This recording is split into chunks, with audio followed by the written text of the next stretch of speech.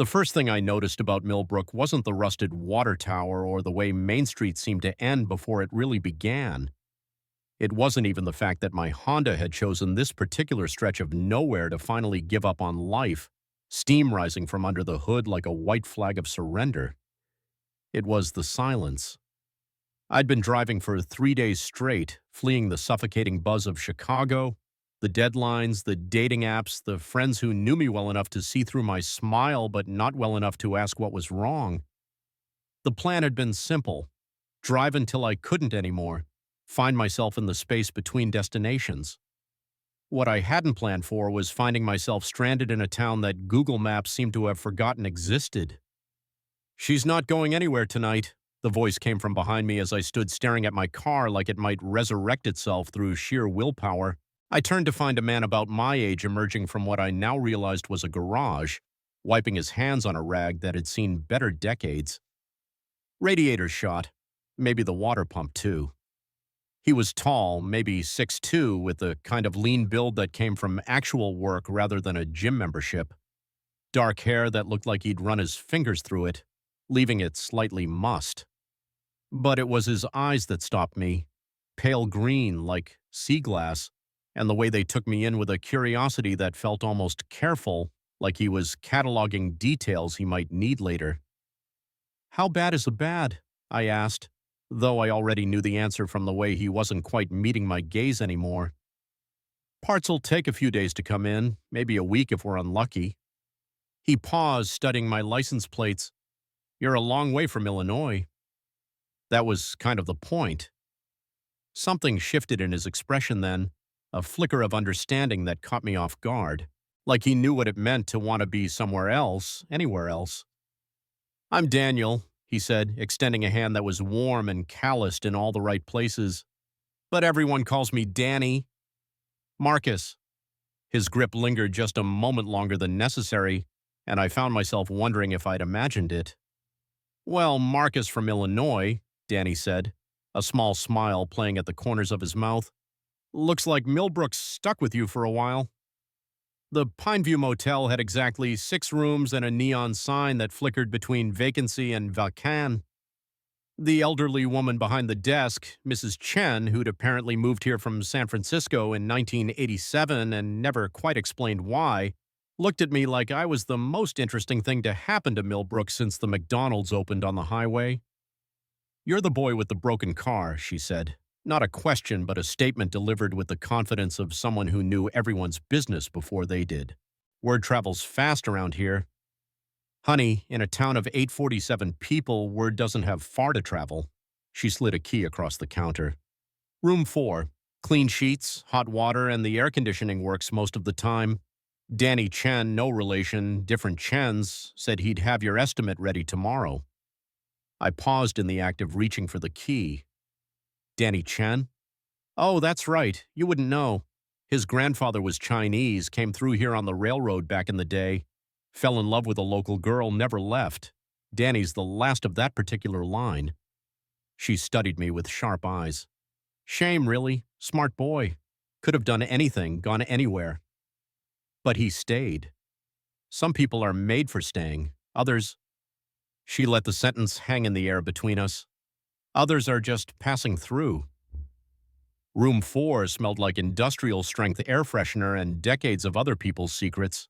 I dropped my duffel bag on the bed and stared out the window at Main Street, where a dog was taking its time crossing the road and no one seemed in any hurry to honk at it.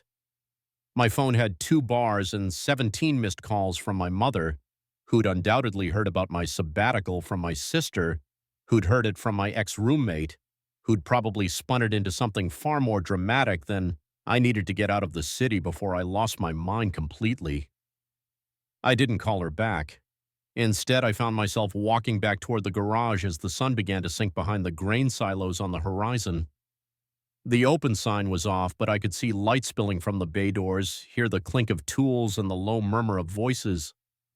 Danny was bent over the engine of a pickup truck that looked older than both of us combined, his T-shirt riding up slightly as he reached for something deep in the mechanical maze.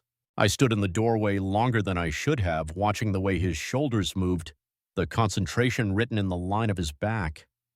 Find everything okay at the motel? He asked without looking up, and I realized he'd known I was there the whole time. Mrs. Chen's very thorough in her information gathering. That earned me a laugh, low and genuine. She's been the unofficial mayor of this place since before I was born. Nothing happens in Millbrook without her knowing about it first. He straightened up, meeting my eyes across the garage, including city boys who show up looking like they're running from something. The directness of it caught me off guard. In Chicago, conversations were built on layers of politeness and misdirection. People asked how you were doing without wanting to know the answer. Maybe I am, I said. Maybe that's okay. We looked at each other across the oil-stained concrete, and I felt something shift between us, not quite understanding, but the possibility of it. Like the moment before a storm when the air goes electric and you know everything's about to change. You hungry? Danny asked, breaking the spell. Maria stays open until 9 and she makes the best tamales this side of Texas. I should have said no. Should have gone back to my motel room and called my mother and figured out what I was going to do with my life once my car was fixed and I had to rejoin the world of deadlines and expectations. Instead, I said yes. Maria's cantina occupied the space between the hardware store and what used to be a movie theater, its hand-painted sign promising Auténtica Comida Mexicana in cheerful yellow letters. Inside, it was warm and loud and smelled like cumin and possibility. Danny knew everyone, and everyone knew Danny. The way small towns work, I supposed. Each person a thread in a tapestry so tightly woven that pulling one might unravel the whole thing. This is Marcus, he told Maria, a woman in her 50s with kind eyes and flower in her hair. His car decided to die in our driveway. Ah, another refugee from the interstate, she said, setting plates in front of us without asking what we wanted. You're in good hands with Danny. He can fix anything with an engine. What about things without engines? I asked, meaning it as a joke. But Danny's eyes found mine across the table, and suddenly it didn't feel like one. Those are harder, he said quietly. We ate mostly in comfortable silence, the kind that doesn't need filling. I watched Danny interact with the other customers, the elderly farmer who needed help with his tractor, the single mother whose minivan was making that noise again, the teenager whose motorcycle wouldn't start. Each conversation was brief but genuine, like he understood that sometimes fixing someone's car meant fixing a small piece of their world. You're good at this, I said as we walked back toward the garage, the night air warm and thick with the promise of summer. At what? Taking care of people. He was quiet for a long moment, hands shoved deep in his pockets. It's a small town. We take care of each other because there's nobody else to do it. Is that why you stayed? The question seemed to surprise him. We'd stopped in front of the garage, the streetlight casting long shadows across the empty lot. Who said I stayed? Mrs. Chen. She mentioned you could have gone anywhere. Mrs. Chen talks too much. But there was affection in his voice, not irritation. I went to Bialik State School 4 hours north, studied engineering. But you came back. My dad had a heart attack my senior year. Someone had to run the garage. He shrugged, but I could see the weight of it in his shoulders. Temporary turned into permanent, I guess. Do you regret it? He looked at me then, really looked, like he was trying to solve a puzzle he didn't have all the pieces to. Ask me in a few days. I didn't know what that meant, but something in the way he said it made my chest tight. Get some sleep, Marcus from Illinois, he said, backing toward his truck. Tomorrow we'll see what your Honda needs to get you back on the road. I watched him drive away, taillights disappearing around the corner, and realized that for the first time in months I wasn't sure I wanted to get back on the road at all. I woke to the sound of engines and the smell of coffee drifting through the thin motel walls. Mrs. Chen had mentioned that the garage opened at 7, and it was already past 8. I'd slept better than I had in weeks, like the silence of Millbrook had finally convinced my brain to stop running circles around itself. The garage was busier than I'd expected, with 2 other mechanics working alongside Danny. The older one, gray-haired and built like a linebacker gone soft, introduced himself as Earl, Danny's father. The younger one, barely out of his teens, was Kevin, Earl's nephew. So you're the one with the Honda, Earl said. looking me over with the frank assessment of someone used to sizing up both cars and their owners. Danny's got your estimate ready. Parts should be here Thursday, maybe Friday. Danny emerged from under the hood of a sedan, wiping his hands on the same rag from yesterday. In the morning light, I could see flecks of gold in his green eyes and the way his hair curled slightly at the ends where it needed cutting. Bad news or worse news? I asked. Just expensive news. 600, maybe 7 with labor. He handed me a piece of paper covered in mechanical hieroglyphics that might as well have been ancient Greek. I can try to find used parts, bring it down some. It's fine, I said, surprising myself. In Chicago, $700 would have sent me into a panic of spreadsheets and ramen dinners. Here it felt like a small price to pay for whatever this was, this pause between my old life and whatever came next. You sure? I mean, I can… Really, it's fine. I folded the estimate and put it in my pocket. So what do I do with myself for the next few days? Earl and Danny exchanged a look I couldn't quite read. Well, Earl said slowly, Kevin's heading back to school next week, and we're short-handed as it is. You seem like a smart enough kid. You interested in earning a little money while you wait? The offer caught me off guard. I don't know anything about cars. You don't need to know about cars to sweep floors and organize parts, Danny said. And if you're interested, maybe learn a few things while you're at it. There were a dozen reasons to say no. I had no experience with manual labor, no idea how to function in a place where everyone knew everyone else's business, no guarantee that I wouldn't just make things worse for everyone involved. Okay, I said instead. Danny smiled then, the first full smile I'd seen from him, and it changed his entire face, made him look younger, lighter, like he'd been carrying something heavy and had just set it down. Kevin can show you around, Earl said, already turning back to his work. Danny, you're on the Chevy with the transmission problems. And just like that, I had a job. Kevin turned out to be a good teacher, patient with my city boy ignorance and generous with explanations that didn't make me feel stupid. By lunch, I could identify most of the basic tools and had successfully organized an entire wall of parts without breaking anything important. You're picking this up pretty fast, Kevin said as we ate sandwiches from the deli down the street. Most people get overwhelmed their first day. Most people probably know the difference between a wrench and a socket, I said. Hey, you learned, he grinned. Besides, Danny seems to think you've got potential. I looked across the garage to where Danny was bent over the Chevy's engine, sleeves rolled up to his elbows, completely absorbed in whatever he was doing. He said that? He didn't have to. Danny doesn't offer jobs to just anyone. Hell, he barely talks to most people outside of work orders and weather. Kevin followed my gaze. He likes you. The casual way he said it made my pulse skip, even though I knew he didn't mean it the way I wanted him to. We just met yesterday. Danny's got good instincts about people. Always has. Kevin stood up, brushing crumbs off his hands. Come on, let me show you how to change oil. Might as well learn something useful while you're here. The afternoon passed in a blur of brake fluid and tire rotations, the steady rhythm of work in a place where everything had its purpose and place. I found myself watching Danny when I thought he wasn't looking, studying the economical way he moved, the gentle precision of his hands on complicated machinery. And sometimes I caught him watching me back. It happened first around 3 o'clock when I was wrestling with a particularly stubborn lug nut. I looked up to find his eyes on me from across the garage, not the casual glance of someone checking on a new employee, but something more focused, more curious. When our eyes met, he didn't look away immediately like most people would. Instead, he held my gaze for a beat longer than necessary, his expression unreadable.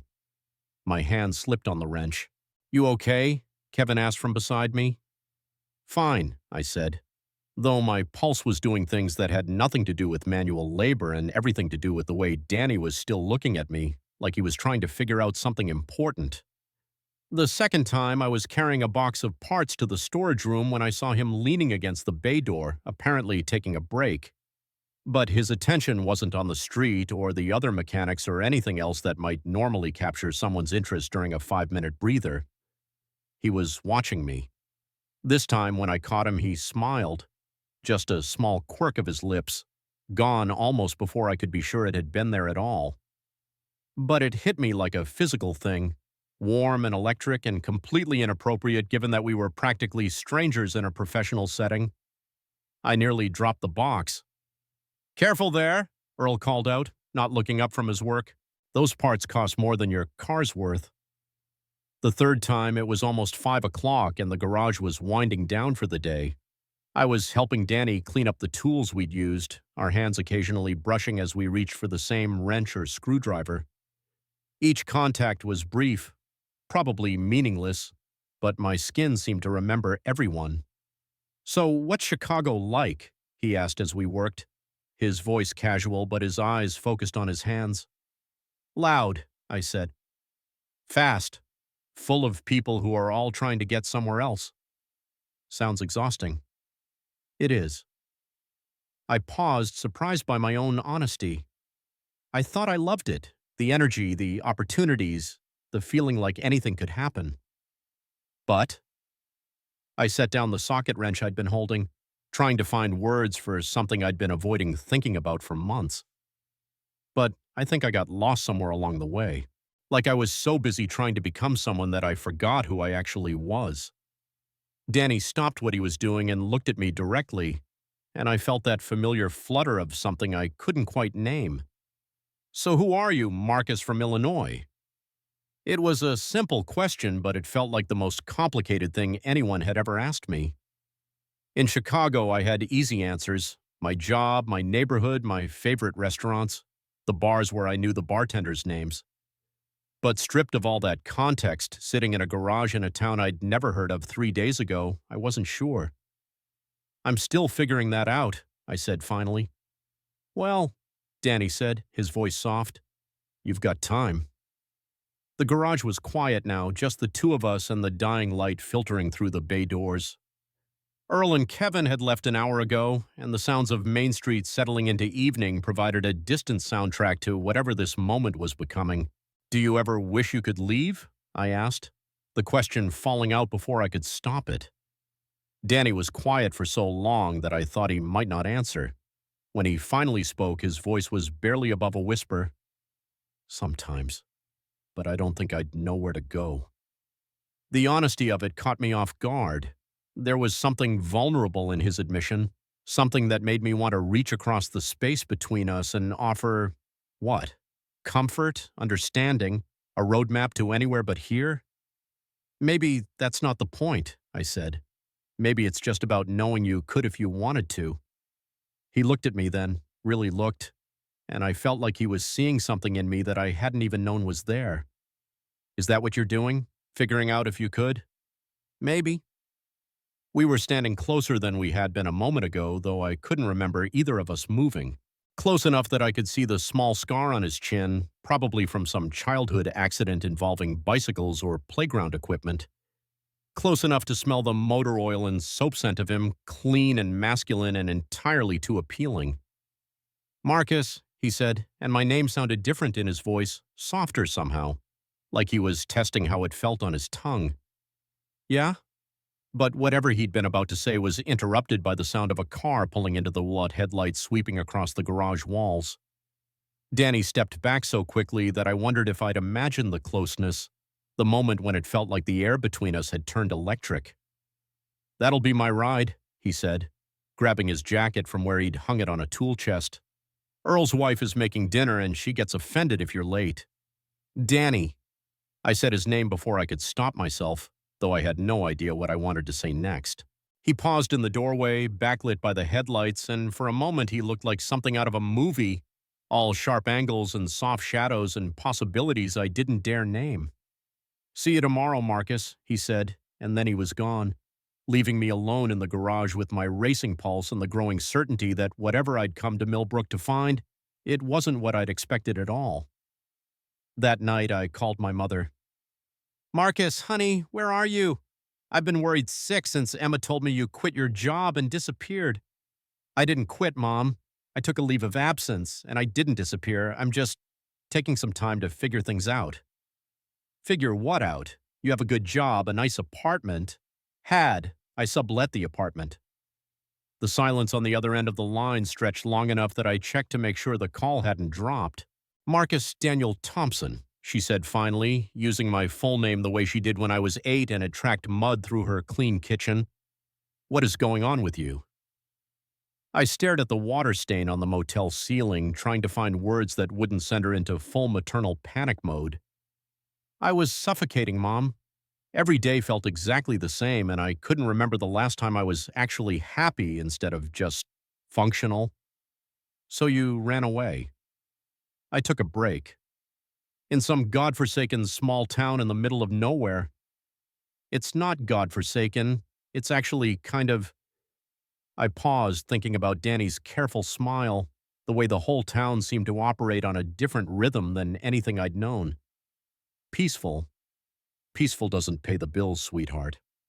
I have savings, and I got a job. Doing what? Working at a garage.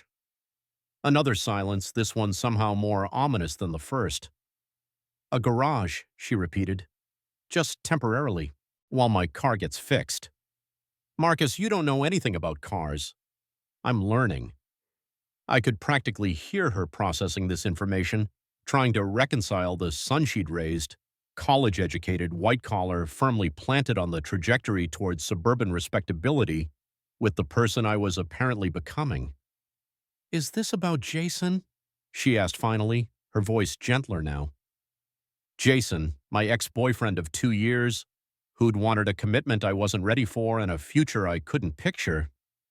We'd broken up 6 months ago, and I'd convinced myself I was fine, that the restlessness that followed was about career dissatisfaction, not the growing certainty that I'd been playing a role in my own life for so long that I'd forgotten what authenticity felt like. It's not about Jason, I said, though that wasn't entirely true.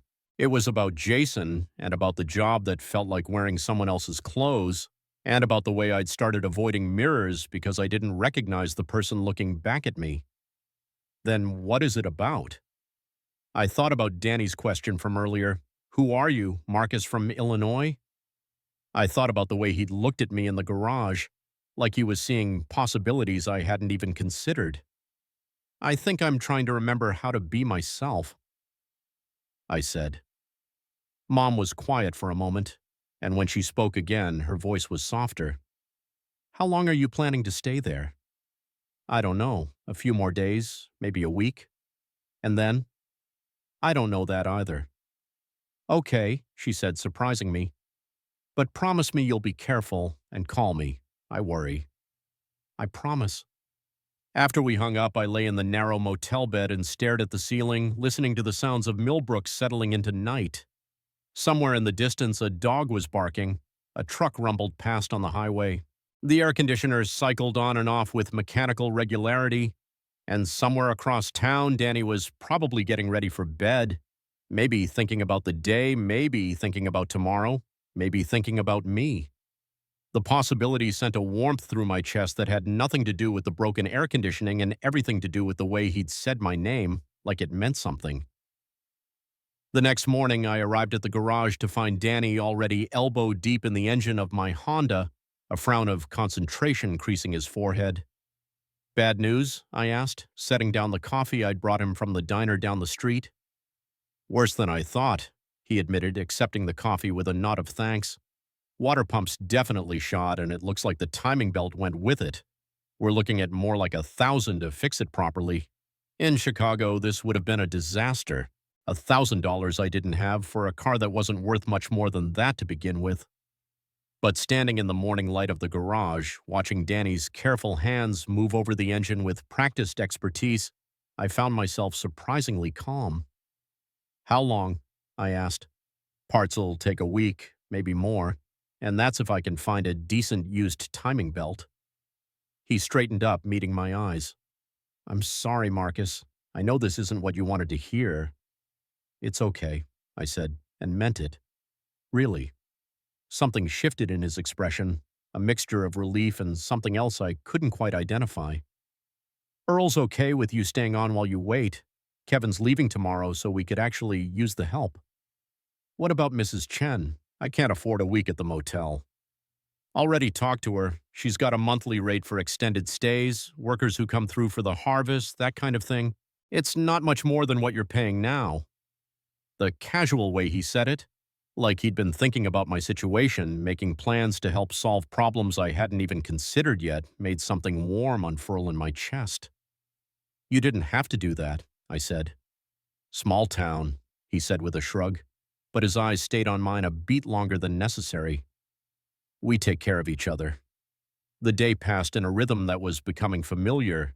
The steady hum of work, the easy banter between Earl and the customers, the gradual expansion of my mechanical vocabulary. But underneath it all was a growing awareness of Danny's presence, the way he moved through the space like he'd been born to it, the quiet competence that made even the most complicated repairs look effortless. And I was becoming increasingly certain that he was aware of me too. It was in the way he'd appear beside me when I was struggling with something, close enough that I could feel the warmth radiating off his skin. The way he'd explain things with his hands, fingers brushing mine as he guided me through the proper technique for changing a filter or checking fluid levels. The way he'd catch me looking and hold my gaze just long enough to make my pulse stutter. By Thursday afternoon, the tension had become almost unbearable.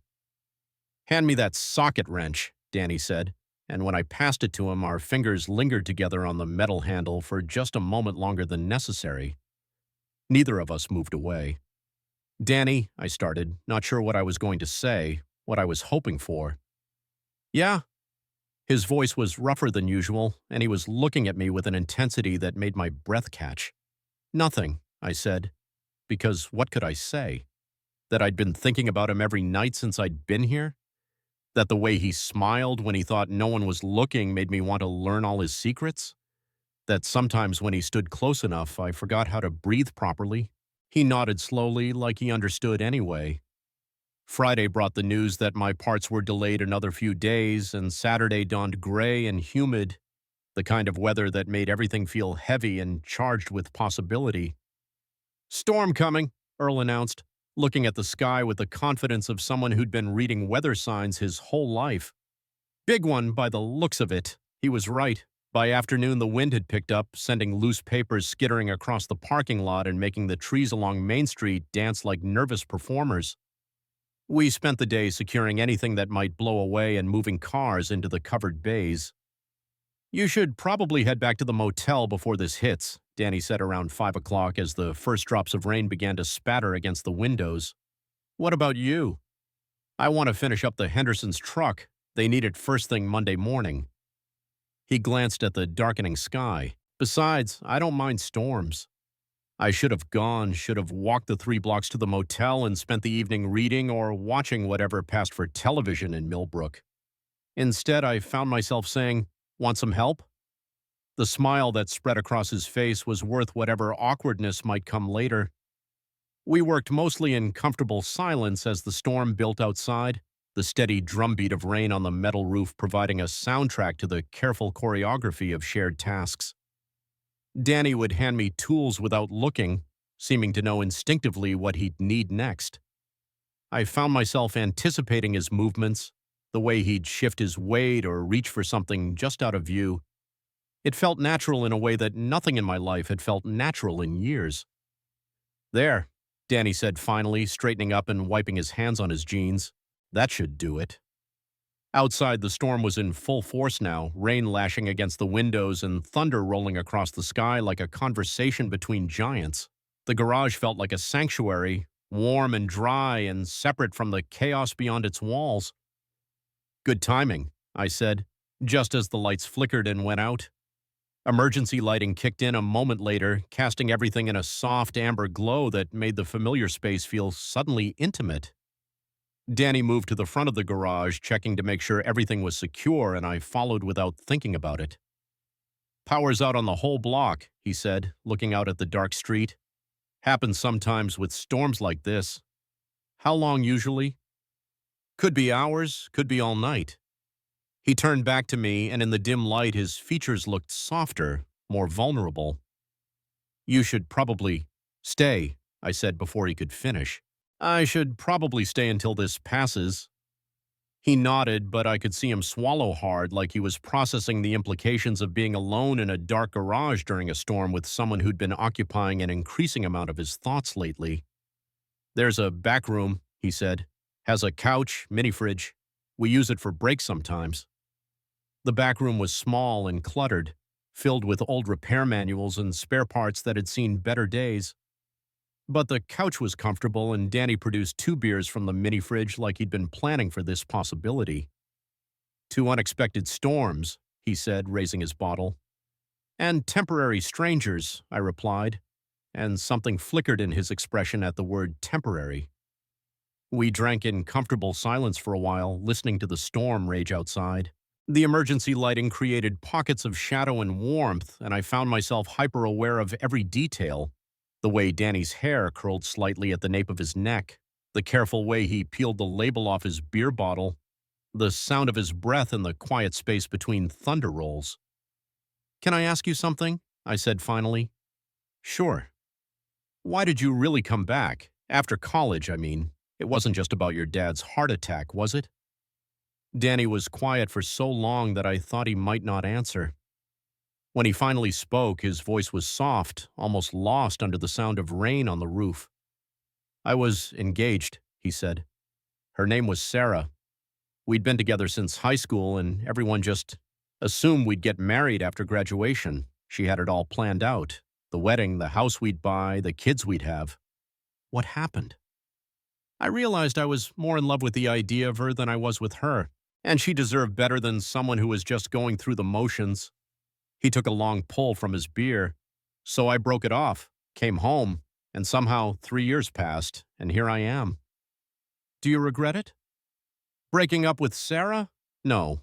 She's married now, has 2 kids, and seems genuinely happy." He paused.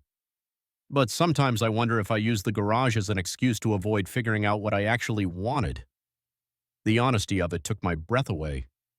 "And what do you want?" He looked at me then, and in the amber emergency lighting his eyes seemed to glow. "I'm still figuring that out, too." The air between us felt electric, charged with possibility and the kind of honesty that only seemed possible in the small hours and dimly lit spaces.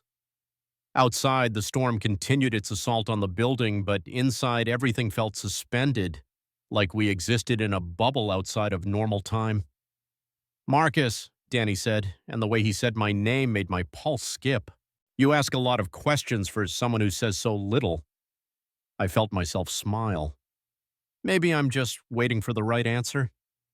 His eyes dropped to my mouth for just a moment, so brief I might have imagined it. But the way his breath caught suggested I hadn't imagined it at all.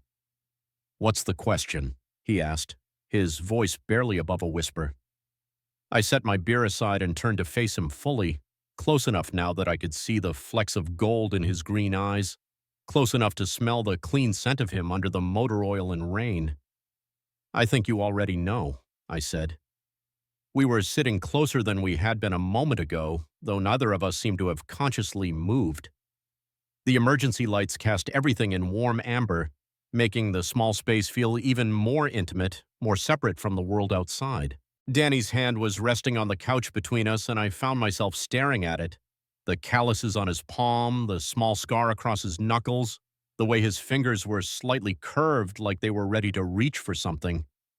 "Marcus," he said again, and this time my name sounded like a question and an answer all at once. "Yeah, I need you to know something." He paused, seeming to gather his courage. I've never felt like this about a guy," I finished softly. He nodded, his eyes never leaving mine. "I don't know what that makes me. I don't know what any of this means." "It doesn't have to mean anything," I said, though every instinct I had was screaming that it meant everything. "Sometimes people just connect." "Is that what this is? A connection?" I thought about the way my pulse jumped every time he said my name, the way I'd started timing my breaks to coincide with his, the way I'd been memorizing the details of his face like I might need to recall them later in perfect detail. "I think it might be more than that," I admitted. The confession hung in the air between us, too honest to take back, too important to ignore. Danny's eyes searched mine, looking for something I hoped he'd find. I don't know how to do this, he said finally. Do what? Want someone like this. Want you like this. His voice was rough with honesty. I keep thinking about what would happen if people knew, what it would mean for the garage, for my family. Part 2. I don't know what this is, but I don't want to stop feeling it. The words hung in the air between us like something fragile and precious, something that might shatter if we breathed too hard or moved too fast. Outside, the storm had begun to quiet, the rain settling into a gentle patter against the garage roof, but neither of us seemed to notice. Danny's confession echoed in the amber-lit space, and I found myself studying his face in the dim light. The uncertainty written in the line of his jaw, the way his hands were clasped tightly together as if he were trying to hold himself steady. He looked like someone who had just admitted to a secret he'd been carrying alone for longer than he could remember. I didn't speak at first, couldn't really. The weight of what he'd said, the vulnerability it had taken to voice it, left me feeling like I was standing at the edge of something vast and unmappable. Instead, I just looked at him, really looked. The way his dark hair fell across his forehead, slightly damp from the humidity. The careful way he held himself, like he was afraid any sudden movement might break whatever spell had settled over us. The pulse I could see beating at the base of his throat, quick and uncertain. "Danny," I said finally, his name barely a whisper in the quiet space. He turned toward me, and the look in his eyes, hopeful and terrified in equal measure, made something inside my chest crack open. This wasn't just attraction, wasn't just the pull of physical want that I'd felt for men before. This was something deeper, more complicated, laced with all the things we couldn't say and all the ways this could go wrong. But in that moment, sitting in the emergency lighting of a garage in a town I'd never heard of a week ago, none of the complications seemed to matter. I leaned in slowly, giving him every opportunity to pull away, to change his mind, to decide this wasn't what he wanted after all, but he didn't move away. If anything, he seemed to lean slightly toward me, his eyes dropping to my mouth for just a moment before meeting mine again. When our lips finally touched, it was barely a kiss at all, more like a question being asked with the softest possible voice. His mouth was warm and uncertain against mine, and I could feel the way his breath caught, the slight tremor in his hands where they rested on the couch between us. I pulled back after what felt like both a lifetime and no time at all, searching his face for any sign of regret or panic. But what I found there was wonder, pure and undisguised, like he'd just discovered something he hadn't known he'd been looking for. "I've never," he started, then stopped, swallowing hard. "Not with anyone." The admission made my heart race for reasons that had nothing to do with desire and everything to do with the trust it represented. "Me neither," I said, and saw his eyebrows rise slightly in surprise. "Not like this." Because that was the truth. I'd kissed men before, had relationships that felt real and important at the time, but this feeling like the ground had shifted beneath my feet, like I was discovering a new language I somehow already knew how to speak, this was entirely new territory. We sat there in the amber light, not quite touching, but close enough that I could feel the warmth radiating from his skin, both of us afraid to move or speak too loudly, as if raising our voices might shatter whatever delicate thing was growing between us. "We should probably," Danny started, gesturing vaguely toward the front of the garage, toward the world beyond this small lit space where reality waited with all its complications and consequences. But neither of us moved. Instead, I found myself thinking about how he didn't even have the words for this, for what was happening between us. But somehow it felt like he understood it more than I ever could. Understood it in his bones, in the careful way he was looking at me like I was something precious and breakable, in the way his hand had started to reach toward mine before stopping, hovering in the space between us like he was asking permission for something neither of us could name. The storm outside was definitely quieting now, the thunder more distant, the rain gentling into something that sounded almost peaceful. But inside the garage, the air felt thick with everything we weren't saying, everything we were both afraid to want. "What happens when you leave?" Danny asked suddenly, his voice so quiet I almost missed it over the sound of rain on the roof. The question hit me like a physical thing, stealing my breath with its implications. Because I would leave eventually. My car would be fixed. My temporary sanctuary in Millbrook would end, and I'd have to decide what came next. The life I'd been running from was still waiting for me back in Chicago, the job I'd taken leave from, the apartment I'd sublet, the friends who were probably wondering where I'd disappeared to. But sitting there in the dim light, watching the way Danny's eyes reflected the amber glow of the emergency lighting, Chicago felt like something from another lifetime. The person I'd been there, stressed, disconnected, playing a role in my own life, felt like a stranger I'd left behind on the highways somewhere between there and here. I don't know, I said finally, because it was the only honest answer I had. But tonight, I'm here. It wasn't enough, and we both knew it. But it was all I could offer, this moment, this night, this fragile connection that felt too important to rush and too delicate to examine too closely. Danny nodded slowly, like he'd expected that answer but needed to hear it anyway. Tonight, he repeated, like he was testing how the word tasted. We lapsed into silence again, but it wasn't uncomfortable. If anything, it felt necessary, a space to let the weight of what was happening settle between us. I could hear his breathing, slightly unsteady, could see the way his hands were clasped together in his lap like he was trying to keep them from reaching for something he wasn't sure he was allowed to want. The sound of footsteps on wet pavement made us both freeze. They were distant at first, probably someone hurrying home from wherever they'd waited out the storm.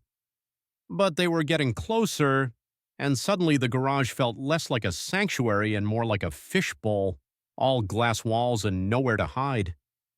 Danny's entire body went tense beside me, and I realized what this meant for him in a way it didn't for me. I was a stranger here, someone passing through who could disappear tomorrow and leave nothing but a few people's memories behind. But Danny belonged to this place, was woven into its fabric in ways that made him visible, accountable, vulnerable to speculation and judgment. The footsteps paused right outside the garage doors. We sat frozen, barely breathing, close enough that I could feel the heat from Danny's body, but not daring to move, not daring to make a sound that might carry beyond these walls. My heart was pounding so hard I was sure it was audible, and I could see the way Danny's chest was rising and falling with carefully controlled breaths. Whoever it was seemed to be looking in through the windows, probably wondering about the emergency lighting, maybe checking to make sure everything was secure after the storm. The beam of a flashlight swept across the main garage area, and I pressed myself further back into the shadows of the break room, acutely aware of how this would look if we were discovered. Two men alone in a dark garage sitting closer than friendship required with guilt written all over our faces. After what felt like an eternity, the footsteps moved on, fading into the distance until all we could hear was the gentle patter of rain and our own ragged breathing. "Jesus," Danny whispered, running a hand through his hair. The near miss had shaken him more than it had me, and I could see the way reality was creeping back in, bringing with it all the reasons why this was complicated, why it was dangerous, why it might be a mistake. "Hey," I said softly, and he looked at me with eyes that were wide and uncertain. "It's okay. They're gone." But we both knew it wasn't really about the person who'd walked by. It was about what their presence represented, the world outside this garage, the community Danny belonged to, the life he'd built here that could be unraveled by the wrong conversation overheard at the wrong moment. "I should get you back to the motel," he said, but his voice lacked conviction, and he made no move to stand up. "The storm's not over yet," I said, though we both knew it was mostly past, the thunder now just a distant rumble on the horizon. "Marcus?" The way he said my name was different now, weighted with everything we'd acknowledged and everything we hadn't. "I don't know how to do this." "Do what?" "Want something I can't have." The words hit me like a punch to the chest, because they contained so much truth it was almost unbearable. He couldn't have this, couldn't have me, couldn't have whatever this feeling was that had settled between us like something rare and breakable. Not in a town like Millbrook, not with a life like his, not without risking everything he'd built here. And I couldn't stay, even if I wanted to, and I was beginning to realize I wanted to more than I'd wanted anything in years. I had a life somewhere else, a life I'd need to return to eventually. But sitting there in the amber light, watching the way the shadows played across his face, None of those logical reasons seemed to matter as much as the simple fact that he was looking at me like I was something worth risking everything for. Then don't think about having it, I said. Just feel it for tonight. Something shifted in his expression then, a kind of surrender that made my breath catch. He reached out slowly, carefully, until his fingertips brushed against mine where my hand rested on the couch between us. The contact was electric, sending warmth shooting up my arm and settling somewhere deep in my chest. We sat like that for a long time, fingers barely touching, both afraid to move or speak too loudly. Outside, the storm continued its retreat, leaving behind the clean smell of rain-washed air and the sound of water dripping from the eaves. Inside, the emergency lighting cast everything in warm amber, making the familiar space feel otherworldly, suspended outside of normal time. "Tell me about Chicago," Danny said finally, his voice soft in the quiet space. So I did. I told him about the apartment I'd shared with two roommates who were never home, about the job that had felt like wearing someone else's clothes every day, about the bars where I'd go to meet men whose names I'd forget by morning. I told him about the way the city could make you feel connected and isolated at the same time, surrounded by millions of people but still fundamentally alone. "It sounds lonely," he said. It was. I just didn't realize how lonely until I got here. And now. I looked at him, really looked at him, taking in the way the light caught the gold flecks in his green eyes, the small scar on his chin that I'd noticed that first day, the careful way he was holding himself like he was afraid any sudden movement might break whatever spell had settled over us. Now I can't remember why I thought that life was what I wanted. He was quiet for a moment, processing this. "What do you want now?" It was a simple question with a complicated answer. What I wanted was to stay in this garage forever, suspended in this moment where anything seemed possible. What I wanted was to learn all his secrets, to memorize the sound of his laugh, to wake up every morning knowing I'd get to see him across the garage bay. What I wanted was to be the kind of person who could build a life in a place like Millbrook, who could find contentment in simple rhythms and small-town certainties. But what I said was, I want to stop running from things. "And what have you been running from?" I thought about it, really thought about it, because it felt important to give him an honest answer. Myself, I think. The person I was becoming in Chicago, the way I was letting other people's expectations shape my choices, the way I'd stopped listening to what I actually wanted because it was easier to just follow the path that was already laid out for me. Danny nodded slowly, like he understood something about paths that were laid out for you, about the weight of other people's expectations. "And what do you actually want?" he asked. I looked at him sitting there in the amber light, this man I'd known for less than a week who somehow felt more real to me than anyone I'd known for years, and felt something click into place inside my chest. "I think I'm starting to figure that out," I said. The admission hung between us, heavy with implication, because what I was starting to want, what I was beginning to realize I'd maybe always wanted, was sitting right here beside me, close enough to touch but still feeling impossibly far away. Danny's eyes searched mine, looking for something I hoped he'd find. "Marcus," he said, and my name sounded different in his voice now, softer, more intimate, like a secret he was sharing. "Yeah? I'm scared," he admitted, his voice barely above a whisper. "Of what?" "Of this, of you. Of the way you make me feel like maybe I've been sleepwalking through my life and just now waking up." The honesty of it took my breath away. I reached out without thinking, covering his hand with mine, feeling the calluses on his palm, the slight tremor in his fingers. "I'm scared too," I said. "Of what?" "Of leaving. Of staying.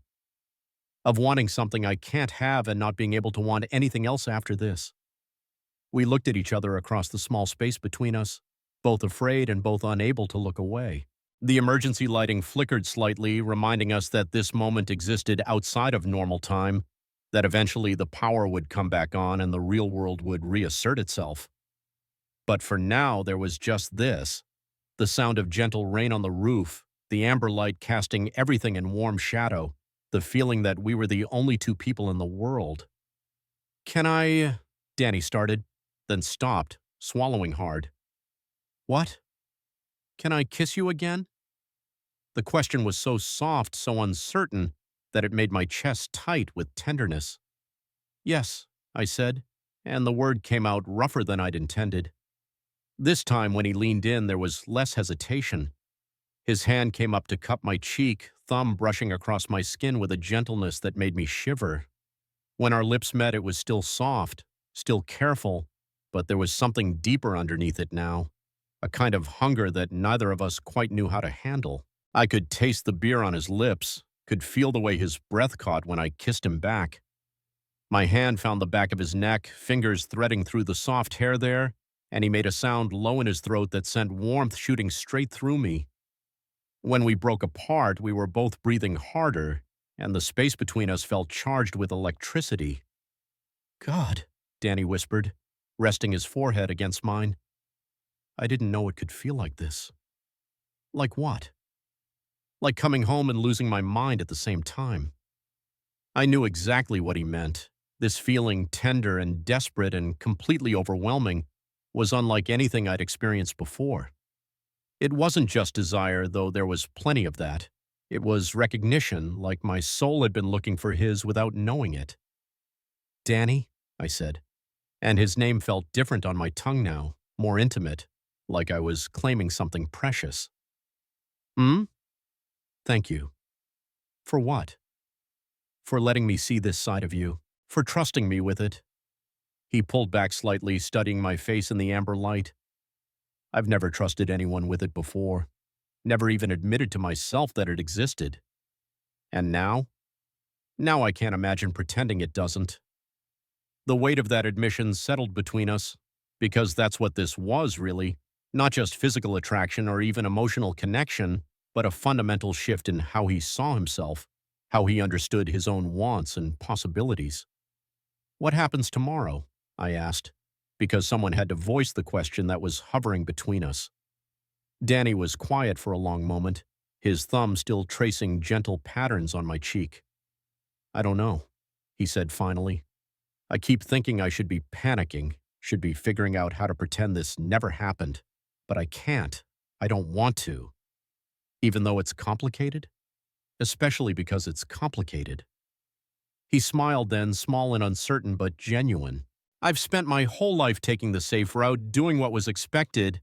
Maybe it's time I tried something that scared me. The word sent a flutter of hope through my chest, even though I knew how many obstacles still lay between us. And if people find out, then I guess I'll deal with that when it happens. He paused, seeming to gather his courage. But Marcus, you need to know, I'm not asking you to stay. I'm not asking you to change your life for something that might not work out. I need you to know that this matters to me. You matter to me. The sincerity in his voice made my throat tight. You matter to me too, I said. More than I expected, more than makes sense for someone I've known less than a week. Time's funny like that sometimes, he said. Sometimes a week can feel like a lifetime, and sometimes a lifetime can feel like no time at all. We sat in comfortable silence for a while, processing what we'd admitted to each other, what it might mean. The storm had moved on completely now, leaving behind the clean smell of rain-washed air and the gentle sound of water dripping from the eaves. I should probably get you back to the motel, Danny said eventually, though he made no move to let go of my hand. Probably, I agreed, though I didn't want this night to end, didn't want to step back into the real world where this felt impossible instead of inevitable. But we both knew we couldn't stay here forever. Eventually, Earl would come in to check on things, or someone else would wonder about the emergency lighting, or the power would come back on and the spell would be broken. Danny stood first, extending a hand to help me up. When I took it, he pulled me closer than necessary, close enough that I could smell the clean scent of him, could see the way his eyes had darkened in the amber light. Marcus, he said, and I could hear everything he couldn't say in the way he spoke my name. I know, I said, because I did. I knew this was fragile, knew it was complicated, knew it might not survive the harsh light of day. But I also knew it was real, this connection between us, and that had to count for something. We made our way to the front of the garage in silence, both reluctant to break whatever spell had settled over us. Danny grabbed his jacket and keys, then turned off the emergency lighting, plunging us into darkness for a moment before our eyes adjusted to the faint light filtering in from the street. The drive to the motel was quiet, filled with the kind of comfortable silence that doesn't need words. Danny's hand rested on the gear shift between us, and I found myself staring at it, memorizing the shape of his fingers, the way the streetlights played across his skin. When we pulled up in front of the motel, neither of us moved to get out immediately. "Thank you," Danny said finally. "For tonight, for all of it." "Thank you for trusting me," I said. He turned to look at me then, and in the dim light from the motel sign, his face looked younger, more vulnerable. "I'll see you tomorrow?" "If you want." "I want," he said, and the simple certainty in his voice made my chest tight with something that felt dangerously close to hope. I leaned over and kissed him, soft and quick, tasting the promise of tomorrow on his lips. When I pulled back, he was smiling, small but genuine. "Good night, Marcus," he said. "Good night, Danny." I watched his taillights disappear around the corner before making my way to my room, where I lay awake for hours replaying every moment, every word, every touch.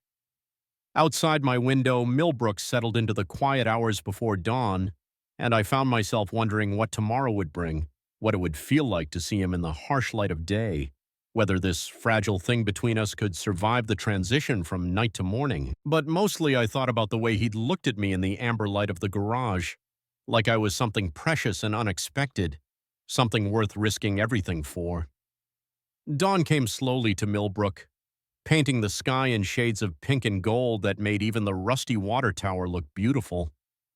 I hadn't slept much, my mind too full of Danny's voice, Danny's hands, the way he'd kissed me like he was memorizing the feel of it. I made my way to the garage earlier than usual, partly because I was eager to see him, partly because I was nervous about how things would be between us in the light of day. Would he regret what had happened? Would the weight of reality make him want to pretend it had never occurred? But when I arrived, Danny was already there, bent over the engine of Mrs. Patterson's sedan with the same focused concentration I'd come to associate with him. When he heard my footsteps, he looked up, and the smile that spread across his face was like sunrise, slow, warm, and completely genuine. "Morning," he said, straightening up and wiping his hands on his jeans.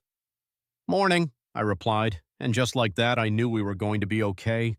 Whatever this was, whatever it was becoming, it had survived the transition from night to day. The morning passed in the familiar rhythm of work, but everything felt different now. There was a new awareness between us, a charge in the air when he passed me a tool or when our shoulders brushed as we worked side by side. It was subtle enough that Earl and Kevin didn't seem to notice, but it was there, a constant hum of connection that made even the most mundane tasks feel significant. Around noon, Earl announced he was taking Kevin to lunch before the boy headed back to school. "You two hold down the fort," he said, grabbing his keys, "and try not to break anything expensive while I'm gone." As soon as they were gone, the garage felt different, quieter, more intimate, charged with possibility. "So," Danny said, not quite meeting my eyes as he organized tools that didn't really need organizing. "So," I agreed, understanding the weight of everything contained in that single syllable. "About last night." "Do you regret it?" I asked, because I needed to know, needed to hear him say it either way. Danny stopped what he was doing and looked at me directly, his green eyes serious. "No," he said. "I don't regret it. I'm scared as hell, but I don't regret it." Relief flooded through me, stronger than I'd expected. "Good," I said, "because I don't regret it either." We looked at each other across the garage bay, and I could see him processing this, working through what it meant that neither of us wanted to pretend last night hadn't happened. "I keep thinking I should be panicking," he said. "Keep waiting for the guilt or the shame or whatever I'm supposed to be feeling, but mostly I just keep thinking about kissing you again." The honesty of it made my breath catch. "Danny." "I know it's complicated," he said quickly. "I know this isn't exactly ideal circumstances, And I know you're going to leave eventually, and I know there are about 100 reasons why this is probably a bad idea, but I can't seem to care about any of that right now. I crossed the garage toward him, drawn by something I couldn't resist. When I was close enough to see the flecks of gold in his eyes, close enough to smell the familiar scent of motor oil and soap, I reached out and took his hand. "What if we don't think about all the reasons it's complicated?" I said. "What if we just see what happens?" Danny's fingers tightened around mine, and I could see him weighing the possibilities, the risks and rewards of letting this thing between us continue to grow. "You mean like dating?" he asked. And there was something almost shy in the way he said it, like he wasn't sure he was using the right word. "I mean like getting to know each other, like spending time together, like seeing if this feeling has anywhere to go." He was quiet for a moment, and I could practically see him thinking it through, considering all the angles. "In a town like this, people notice things," he said finally. "Then we'll be careful." "And when your car gets fixed?" It was the question I'd been avoiding thinking about, the elephant in the room that we'd been dancing around since last night. "I don't know," I said honestly. "But that's a few days away still. Maybe we'll have a better idea by then." Danny nodded slowly, like he was making a decision that scared and thrilled him in equal measure. "Okay," he said. "Let's see what happens." The rest of the day passed in a haze of stolen glances and invented reasons to work close together. When Danny needed help with a particularly stubborn bolt, I was there, close enough that I could feel the heat radiating off his skin. When I couldn't reach something on a high shelf, he appeared behind me, his chest brushing against my back as he retrieved whatever I needed. It was torture and bliss all at once. This constant awareness of him, this dancing around the edges of what we both wanted but couldn't quite have in broad daylight with Earl and Kevin nearby. But as the day wore on, I began to notice something else. The way Danny's shoulders tensed when a customer came in, the way he'd put distance between us whenever someone new entered the garage, the way he'd go quiet and focused whenever Earl looked in our direction for too long. He was scared, terrified actually, of what this meant, what it could cost him if the wrong person noticed the wrong thing at the wrong moment. And I couldn't blame him. I was a stranger here, someone who could disappear tomorrow and leave nothing but memories behind. But Danny belonged to this place, was woven into its fabric in ways that made him vulnerable to speculation and judgment. "Hey," I said quietly during a moment when we found ourselves alone in the storage room. "You okay?" Danny looked up from the parts catalog he'd been staring at without really seeing. "Yeah, I'm fine." "You sure? Because you seem a little—" "A little what?" "On edge." He sighed, running a hand through his hair. "I keep expecting someone to just know, like it's written all over my face or something." I stepped closer, close enough that I could see the worry lines around his eyes. "Nobody knows anything," I said. "There's nothing to know, really. We're just two people working together." "Are we?" he asked. "Because it doesn't feel like just working together. It feels like something much more dangerous than that." The word dangerous hit me like a physical blow because that's what this was for him, not just complicated or difficult, but genuinely dangerous. In a town like Millbrook, where everyone knew everyone else's business, where reputation mattered and conformity was expected, being different wasn't just challenging, it could be devastating. "Danny," I started, not sure what I was going to say, how I could possibly make this easier for him. "I'm sorry," he said quickly. "I don't mean to be. I just need some time to figure out how to do this, how to be around you without feeling like everyone can see right through me." "Take all the time you need," I said, even though the thought of him pulling away, of losing this connection we'd barely begun to explore, made my chest tight with something that felt like panic. "I don't want to take time," he said, his voice rough with frustration. "I want to kiss you right now. I want to hold your hand while we work. I want to take you home and cook you dinner and fall asleep next to you and wake up knowing I get to see you every day." The raw honesty of it took my breath away. "Danny." "But I can't," he continued. "Not here, not like this. And I hate that I can't, hate that something that feels this right has to be hidden like it's something shameful." I reached out without thinking, my hand finding his cheek, thumb brushing across the sharp line of his jaw. It's not shameful, I said. What we have, what we're feeling, there's nothing shameful about it. He leaned into my touch, eyes closing for just a moment. I know that up here, he said, tapping his temple. But knowing it and feeling it are two different things. Then let me help you feel it, I said. His eyes opened, meeting mine with an intensity that made my pulse skip. How? Before I could answer, we heard the sound of Earl's truck pulling into the lot, and Danny stepped back quickly, putting professional distance between us just as Earl and Kevin walked through the door. How are things going? Earl asked, looking between us with the casual interest of someone checking on employees, nothing more. Good, Danny said, his voice steady, despite the way I could see his hands shaking slightly as he turned back to his work. Just finishing up the Patterson sedan. The rest of the afternoon passed without incident, but I could feel the tension radiating off Danny, could see the way he kept glancing toward the door whenever footsteps passed by outside. By the time Earl announced it was time to close up, Danny looked like he was ready to crawl out of his own skin. You go ahead, Danny told Kevin as the younger man gathered his things. I want to finish up a few things before tomorrow. Kevin nodded and headed out, calling goodbye over his shoulder. Earl followed a few minutes later, leaving Danny and me alone in the garage as the sun began to set outside. You don't have to stay, Danny said, not looking at me as he moved around the garage, straightening tools and checking that everything was secure. I want to, I said. Marcus. His voice carried a warning, like he was trying to protect both of us from something. What are you afraid of? I asked. He stopped what he was doing, his back to me, shoulders tense. Everything, he said quietly. I'm afraid of what people will think. I'm afraid of what it means about me, about the life I thought I wanted. I'm afraid that if I let myself feel this completely, I won't be able to go back to the way things were before. And what if you can't go back? I asked. Would that be such a terrible thing? Danny turned around then, and the look on his face was so raw, so vulnerable that it made my chest ache. I don't know, he said. That's what scares me the most. I don't know. I crossed the garage toward him, drawn by the pain in his voice, the uncertainty that was eating him alive. When I was close enough to touch him, I stopped, waiting for some sign that it was okay, that he wanted me closer. I'm not asking you to have all the answers, I said.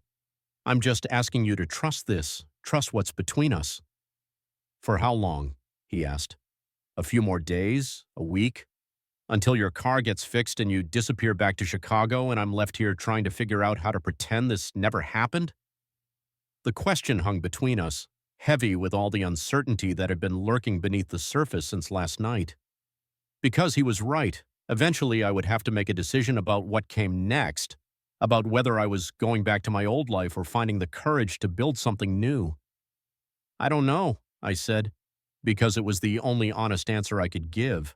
But I know that right now, in this moment, I'm here, and I want to be here, with you.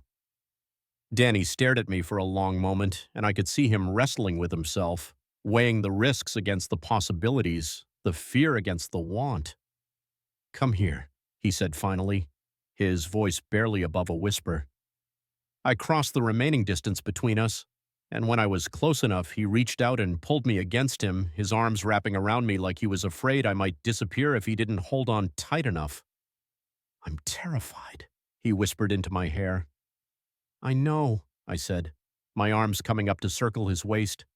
I am too. But I can't stop wanting this. Then don't stop. We stood there in the fading light of the garage, holding each other like we were the only solid things in a world that had suddenly become uncertain. I could feel the rapid beat of his heart against my chest, could smell the familiar scent of him that had become associated with safety and possibility and home. Kiss me, I said, pulling back to look at him. Here I, he asked, glancing toward the open bay doors, the street beyond where anyone might see. Here, I confirmed, because I was tired of hiding, tired of pretending this thing between us was something to be ashamed of. Danny hesitated for just a moment, then cupped my face in his hands and kissed me with a desperation that spoke of days of stolen glances and careful distances. This wasn't the tentative exploration of last night. This was hungry and urgent and full of all the things we couldn't say out loud. When we broke apart, we were both breathing hard, and Danny rested his forehead against mine, eyes closed. God, I want you, he whispered, and the raw honesty of it made me shiver. You have me, I said, and meant it more than I'd ever meant anything. He opened his eyes then, studying my face like he was trying to memorize every detail. Do I? Really?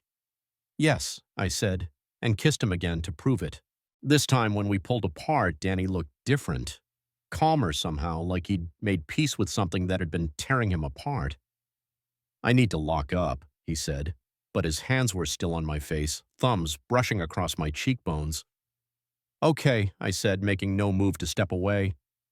Danny smiled then, soft and genuine, and pressed one more quick kiss to my lips before reluctantly letting me go.